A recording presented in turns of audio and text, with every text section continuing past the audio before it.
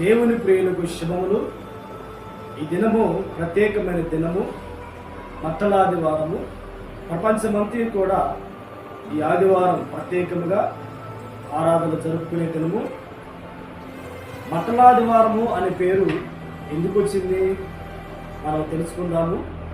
యేసుక్రీస్తు శ్రమ పెట్టబడి సిలువ వేయబడి మరణించి 3వ దినాన తిరిగి లేచిన ఆ దినము నుండి వారానికి ముందు యేసుక్రీస్తు యెరూషలేముకు వస్తారు. యేసుక్రీస్తు గాడిదని ఎక్కి యెరూషలేముకి వచ్చినప్పుడు యెరూషలేము నివాసులందరూ కూడా తమ బట్టలు ఆ దారి పొడుగున పరిచి అంజూరపు మట్టలు చేత పట్టుకొని దావీదు కుమారునికి జయము, దావీదు కుమారునికి జయమని కేకలు వేస్తారు.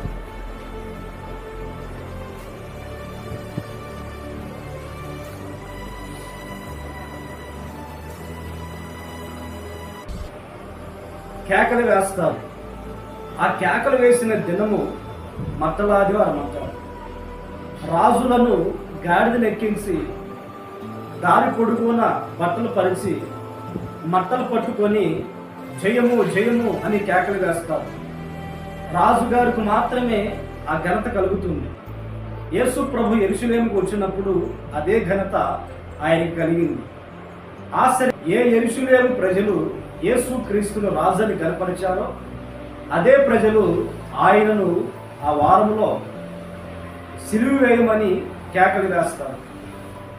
అయితే యేసుక్రీస్తు శ్రమపరచబడి 3వ దినాన పునరుద్ధానపు శక్తితో లేచిన ఆ ముందు వారం గాడిద ఎక్కి యెరూషలేముకు వస్తారు కదా, ఆ వచ్చిన దినాన్నే మట్టలాదివారం అంటారు.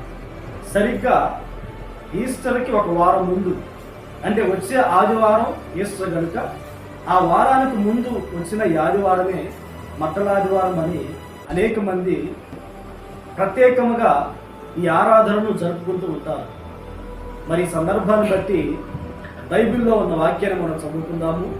జకర్యా పుస్తకము 9వ అధ్యాయము 9వ వాక్యాన్ని మనం చదువుకున్నప్పుడు, సియోను నివాసులారా బహుగా సంతోషించుడి, యెరూషలేము నివాసులారా ఉల్లాసముగా ఉండుడి. నీ రాజు నీతిపరుడును రక్షణ గలవాడును దీనుడై గాడిదను గాడిద పిల్ల ఎక్కి నీ యొద్దకు ఉంచుచున్నాడు.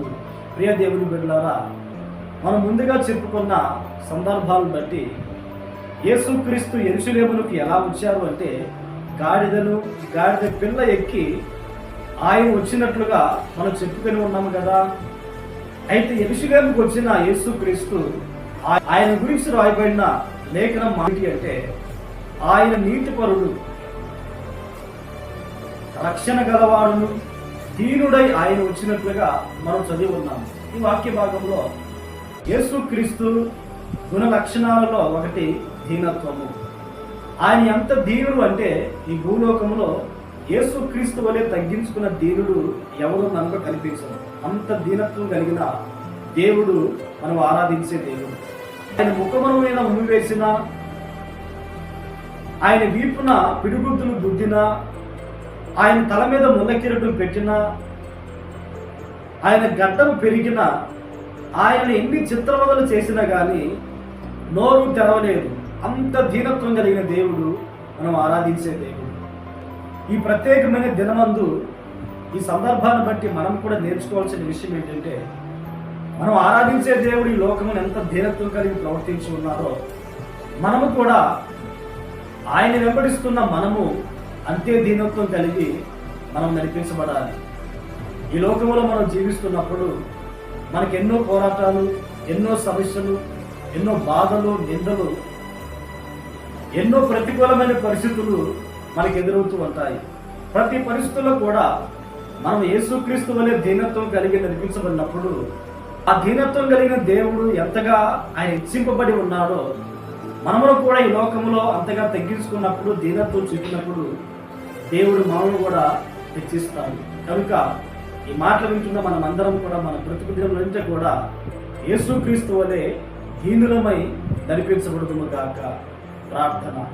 పరిశుద్ధుడా, ప్రేమ స్వరూపి, స్తోత్రమైన ఈ లోకానికి మీరు దీనత్వం ధరించుకొని వచ్చి ఉన్నారు కనుక ఈ మాటలు విని ప్రార్థనకి మేము మేమందరము కూడా దీనత్వం కలిగి నడిపించబడుటకు సహాయం అనుగ్రహించమని ప్రార్థిస్తున్నాము.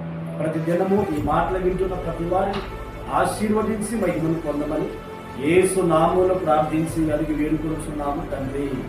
ఆమేన్. ఆమేన్. దేవుడు మిమ్మల్ని ఆశీర్వదించుగాక.